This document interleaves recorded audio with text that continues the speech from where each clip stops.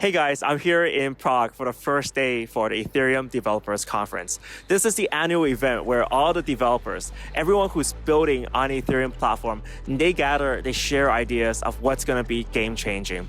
And for me, what's really big is that the people here are the most important. They're the guys who come up with the ideas. They're the guys who shape this technology into something usable and game-changing. So I really want to take you guys along, show you guys, and just stick this mic into people's mouths and see why they're developing for Ethereum, what they're trying to do, and what they think of this whole ecosystem overall. Hey guys, I'm here with Atif and Juan right outside Ethereum Devcon on the first day. So guys, where are you guys from? I'm from London. You're from London? Yeah, and from Dubai. Okay, how do you find, what are you guys doing here? Come all the way just to meet you. Nah. So yeah, I'm working on a few things with the Ethereum network in regards to Sharia compliance. So yeah, I look forward to basically grab as much as I can. It's actually my first time to a DevCon. Yeah, nice. For a change, I thought we need to talk with some developers to see what is going on behind the curtains and to understand the technology a little bit better. So the concerns I had was the scalability for Ethereum, and so I was curious, right? Why do 3,000 developers turn up in Prague to talk about Ethereum if people say Ethereum can't scale and the base layer, the fundamentals of Ethereum are flawed and it will never scale? Yeah, we work together. We have our own media brand, Big Crypto. We have also a YouTube channel. We have a Twitter account where we educate people about the whole space. Hey, how's it going? Welcome to DevCon. The whole week. Nice. And your registration, was it a busy day this morning? Sunday, yeah. Was it busy this morning? It was super busy. Like I served like 500 people, I think. I asked him, what is Bitcoin Cash doing at an Ethereum conference? We have a big crisis in Bitcoin Cash. There's a fork about to happen. You need to protect my investment. The way I see it, it doesn't matter who you support. As long as you don't support the president. What are you here for DevCon for? What's your objective here? Well, honestly, I'm just here to party. I'm gonna be really honest, because I tried networking and I'm like, I can't do this anymore. I'm tired, but I'm like ready to party. You're coming to our party tomorrow. Yeah, the castle. We're co-hosting with. So you bought a whole castle. Is that right? I did. I was like, hi, I want to have a party on Halloween in your castle. How much is it? And he was like, on Halloween night too. Yeah, on Halloween night. Oh my god. It was the craziest thing I've ever done. Like, so you set this up for everyone. What's the objective? What do you get out of it other than having amazing fun? Okay, so the objective of FOMO Media is to create like FOMO. So I want everyone to FOMO and want to go to this party. And then, so we do interviews at like conferences. We have media partners with conferences, different conferences like Block Show. We will be there as well. Yeah. So what are your expectations for, hey, that's Vitalik right there. Hey, Vitalik. Hey, do you want to come on camera and say hi? Just for YouTube videos and stuff. Okay, poor guy. Okay, that's cool. We got Vitalik. Yeah. That was hilarious. All right, so oh my gosh, he must be like, no camera. No. Get the fuck out. Well, you know, he needs to bring us the future of Ethereum. So. Yeah, I know, right? He's just like chill. Oh. Can you just come back? Oh my god, it's so funny. So funny. All right. Okay. Generally, all the other conferences are all like, you know, people selling you stuff and everything. Yeah, exactly. Like that. So here's like the real deal. Like if it's still going on here, then everything else is going to still be in motion in a few years. But if this is dead, then everything's dead. All right. So I'm here with Ran, and he just made fun of my low-tech camera solutions, but yeah, this is a great microphone. This is a really good microphone. It's a $1,000 mic. So there we go. So so you're here. You're from CNBC Africa. You're doing a lot of crypto stuff recently. Why did you come to DevCon? So actually, I come to DevCon not for the reasons you think, not to make a show, but this is the best place to meet young projects. The smartest developers in the world are here. And they've all got these amazing ideas and these amazing projects they're working on. And I also run a fund. So this is where I come and look for very early stage investments. Mm-hmm. So you'll really not see me much in front of camera at DevCon. I come here to do real work. So this is like a pleasure. This is like the only time you're in front of a camera here. So far, this is the first time that I've been in front of camera. Awesome. So you definitely got a passion for cryptocurrency. So what got you into crypto in the first place? So I retired. I sold a business and I retired. And the last project we did in that business was a project called M-Pesa, which is peer-to-peer money transfer in Kenya. And then I realized that Bitcoin was actually the same thing, but decentralized. And I started to invest in Bitcoin and some other startups. And then I got pulled down the rabbit hole. And the rest is history. Exactly. Now Bitcoin is my life. Exactly. Like once you're in, like it doesn't matter how you got in, mining, investments, you're like deep into this. You know, it's funny because I was involved in the internet bubble of 1997, Right, 1998. And the one difference between this bubble and the internet bubble was this is a bubble of evangelism and passion, which didn't exist when the internet bubble launched. Like you never had hodlers in the internet bubble. And you never had these like these people who were so loyal to protocols or to companies. Like no one in the internet company said, I'm an Amazon maximalist, There was Like, no what's such that, thing. right? Yeah. Right, but now you see that like in crypto. You see that, and it's amazing. I think it's a combination of the fact that we have social media, and the internet didn't have social media, and I think also like the way that the marketing was done for these ICOs. You either got in or you didn't get in. There was limited supply, and I think by virtue of that limited supply and that psychology of limited supply, all of us holding makes the price go up. I think we've got this like evangelism in the blockchain. Yeah, and also like you have ecosystem building. I think this is something that a lot of projects they forget about. They're like, oh, let's make a product, but they forget that they have fans, they have followers, and that's going to be a very important dynamic. Yeah, I think by virtue of the fact that it's open source, and you have an ecosystem and you have contributors, it creates this real. I mean, this is a marketing case study. I mean, if you think about what blockchain is, what Bitcoin is, what Ethereum is, it's actually like one of the biggest marketing case studies in the world.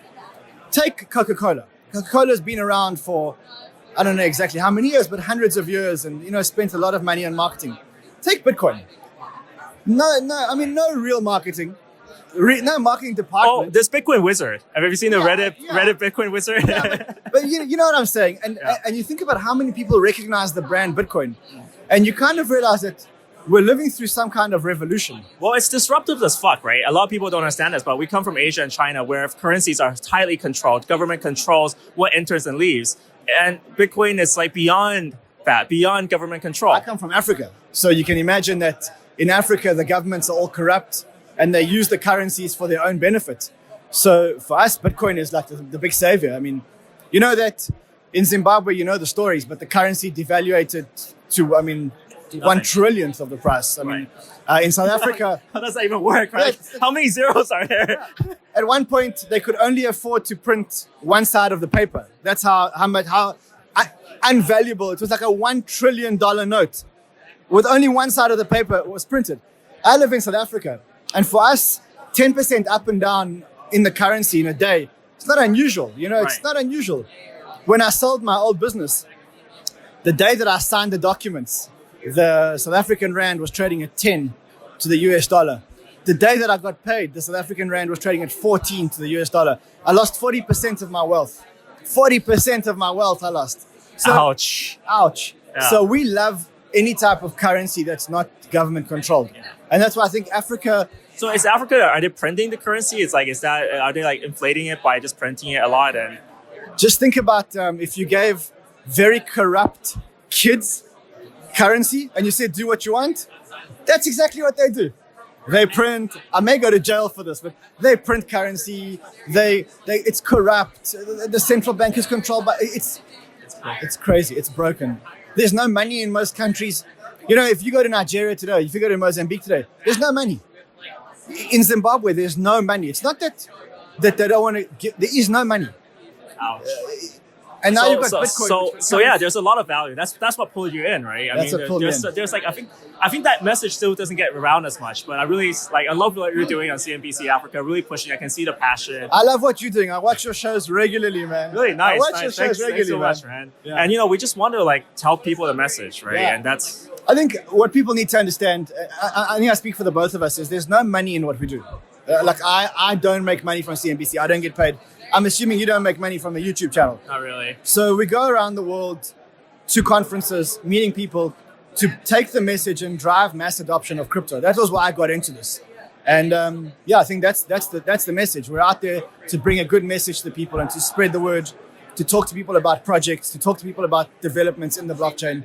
That's why we do this. And awesome, man. It's great to have you on board, and it's like Great to see you. And man. hopefully we can end the tribalism as well. We see like a lot of projects, a lot of fans, but right now I think there is a message that we're together as one family. I think that's important to remember. I think in the bull market you had a lot of tribalism, but I think now, I always say, when the aliens invade the Earth, then even China and the USA will be friends. Yeah, because there's a bigger fight. Exactly. And actually, people talk about this protocol versus that protocol, whether it's Bitcoin Cash versus Bitcoin. Who cares? As long as blockchain wins. Exactly. Who cares? Exactly. That's why we're here. So yeah, we'll see that, and I hope to see you around, man. And Great, hope thank you very find much. some Thank good you for having me projects, on the show. Hey guys, I'm here with Batu, and he's a Binance Angel. I think that's the first time I met a Binance Angel. Is it? Yeah. Yeah, so what are you doing here?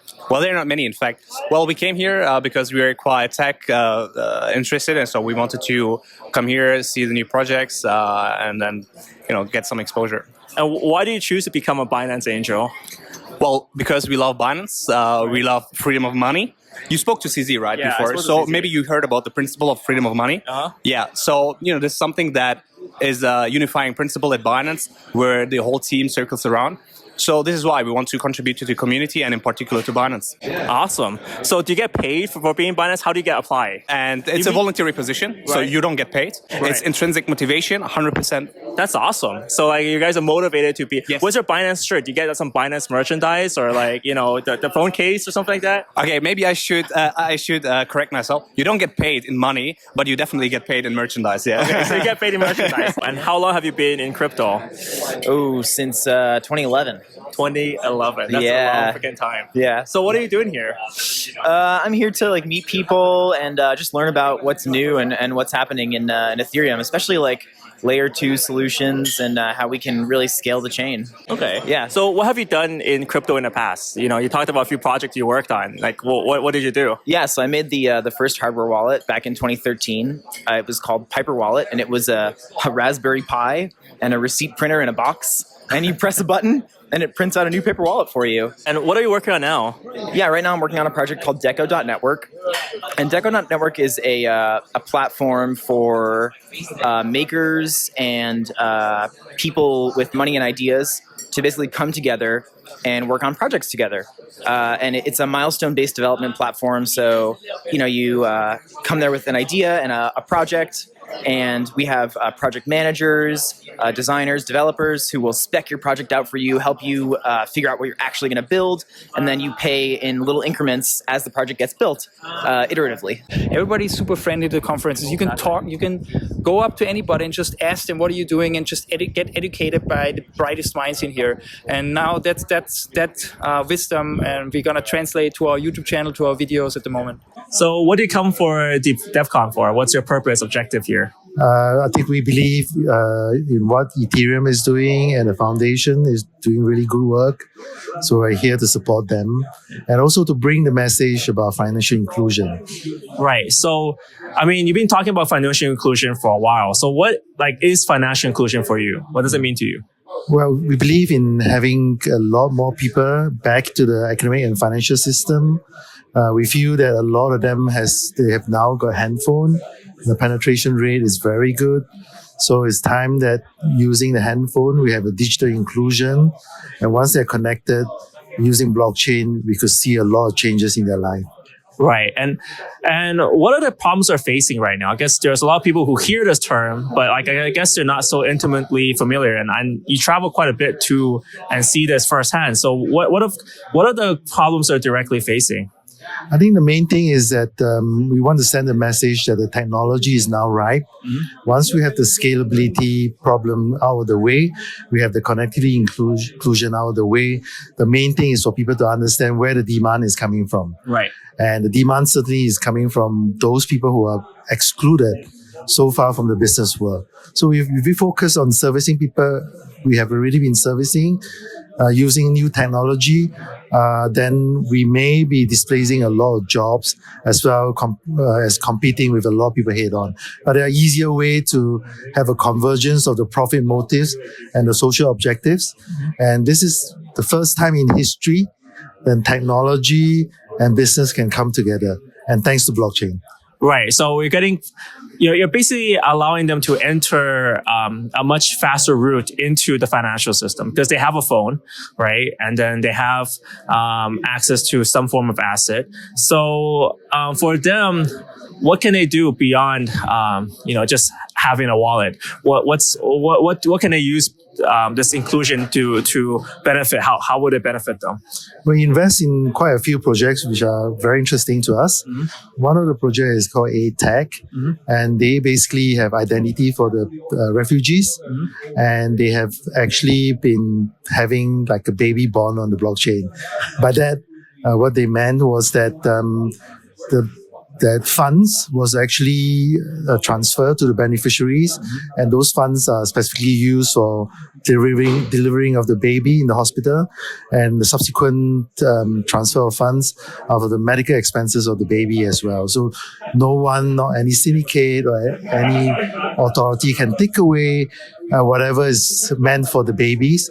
I think that's what the power of blockchain is, and transparency and the privacy of protection. So then you can track, okay, where the funds are being spent, how they're spending it, and where it's going as well. So there's a lot of accountability and a lot of proofs that it's not going to somewhere that's a little bit shady or something like that. So it's just the fully transparent ecosystem for there.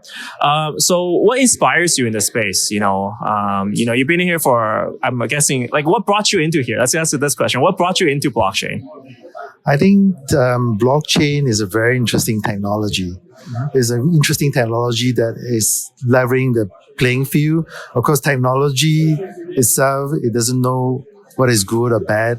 It's us who are the developers, the investors, as well as people who are in the field to make the good things happen. And this technology can do a lot of things, especially when we come to a stage where there's a convergence of technology from AI, big data, and a lot of other technology that we are now seeing and developing. So what I'm seeing is that the most important thing that we should have now is privacy protection. And with blockchain, with financial inclusion, privacy protection become key because you cannot have a centralized control in the virtual world. Okay, so there's many implementations of privacy technology as well. So you have ZK Snarks, which is quite famous. Then you have a lot of other different proofs as well. What kind of direction do you think is good, or do you invest in every direction? I think most of the cryptography techniques are important, whether it's secret sharing or multi-party computing or homomorphic encryption and also ZK Snark. They're all important, but you can see that like recently Zcash is a sapling, and now on the handphone we could use some of this technology. The main thing is a lot of computation expensive method need to develop further, but with computing power increasing, with a lot of new programming language that we have developed, and as well as a convergence of hardware and software. Having like secure computing environment that we talk about. So these are all very important for the future development, and at BlockAsset we believe in trying to secure privacy protection because, as I mentioned before, we cannot have a single point of attack or single point of control where if we make a mistake in the AI coding, we don't have a decentralized protection that we need. We really need to have an environment that individual dignity are being protected by cryptography and blockchain. Right, because you're trying to put identity on a blockchain. That's like crazy. If that's breached in some way, that's going to be pretty catastrophic. But then this year, we actually saw a lot of breaches in terms of technology and security. So are you concerned about these developments? Because at the end of the day, code is written by humans, and there might be flaws in our code. What's your view there? That's where I think pen testing is important. That's where the audit of the codes are important. We need to have a whole industry of very good developers that actually have the right inclination and the sense of mission, like those people in the Ethereum space, to ensure that we got to help each other to ensure that whenever there's a bug, whenever there's any coding errors, that we need to help each other to ensure that those are taken care of. That's very important. So another thing is that we also need to ensure that whatever we develop, whatever direction we are moving, it has to be for the good of the mankind. So that's important.